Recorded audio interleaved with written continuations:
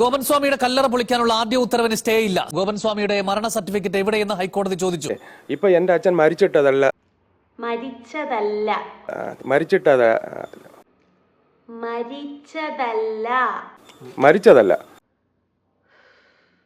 എന്റെ അച്ഛൻ മരിച്ചതല്ല, എന്റെ അച്ഛൻ സമാധി ആയതാണ്.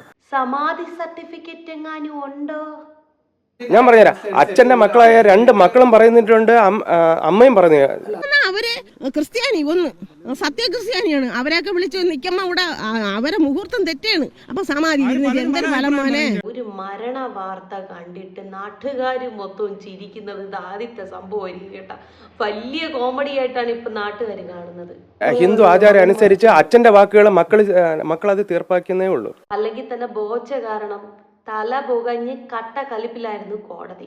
ഇന്ന് തന്നെ പോണമായിരുന്നു. ഹിന്ദു ആചാരം അനുസരിച്ച് ഹിന്ദു സന്യാസിയാവാനായിട്ട് ആഗ്രഹിച്ച എൻ്റെ അച്ഛൻ ആ സ്ഥലത്ത് വന്ന്, ആ സമാധിയായ സ്ഥലത്ത് വന്ന് നെയ്ത്തുജോലി, ചുമട്ടു തൊഴിലാളി, ചെയ്യാത്ത പണിയൊന്നുമില്ല എന്ന് ഭാര്യ തന്നെ പറയുന്നു. അവസാനം ആ മനുഷ്യന് തോന്നി ഞാൻ അങ്ങ് സമാധിയാകാൻ പോകുന്നു എന്ന്.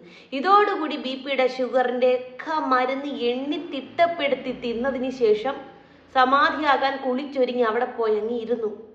മോൻ പോയി തൊട്ടു നോക്കി, അച്ഛൻ അനക്കമില്ല. വയറ്റിൽ പിടിച്ചു, അനങ്ങുന്നില്ല.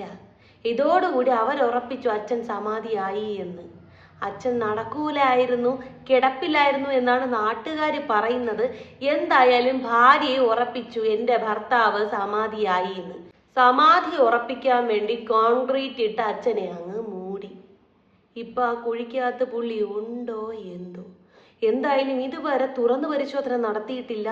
ഹൈക്കോടതി തുറന്നു പരിശോധിക്കാൻ അനുമതിയും കൊടുത്തു. ഇനി നാളെ എങ്ങാനും പരിശോധന നടന്നാൽ നടന്നു, ലേറ്റ് ആയാൽ അഴുകി തുടങ്ങും. നമ്മുടെ ശരീരം ബോധപൂർവം ഉപേക്ഷിക്കാൻ കെൽപ്പുള്ളവരാണ് ഈ സമാധി അടയുന്നവരെന്നാണ് പറയുന്നത്.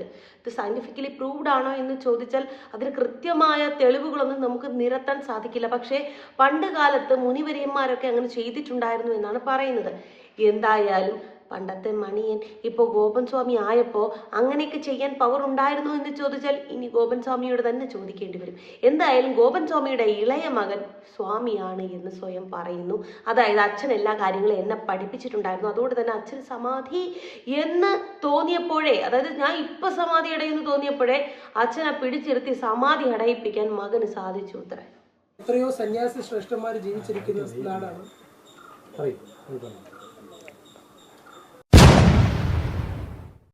അച്ഛൻ നമ്മളെ വിട്ട് ഭഗവാനിൽ ലയിക്കുന്ന സമയം ഫോട്ടോ എടുത്ത് വെക്കാൻ മറന്നു എന്നൊക്കെയാണ് മോൻ പറയുന്നത്. കാര്യങ്ങൾ കൈവിട്ട് പോകൂന്ന് കാണുമ്പോൾ ഇടയ്ക്കിടയ്ക്ക് മതവികാരം എടുത്ത് വീശുമോൻ. ഹിന്ദുത്വത്തെ വ്രണപ്പെടുത്തുക എന്നതാണ് അവർ ചെയ്തിട്ടുള്ളത്.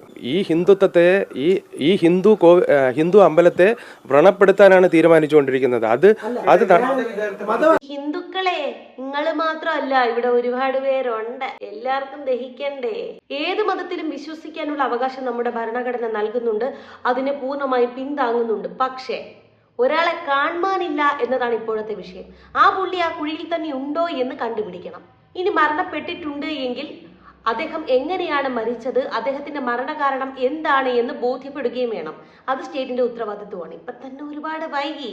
അവസാനമായി ഫ്ലെക്സ് പ്രിന്റ് ചെയ്ത ചേട്ടനോടാണ്, ചേട്ടാ സ്വാമി അല്ല, വെറുതെ മലയാള ഭാഷ ചീത്തയാക്കല്ലേ.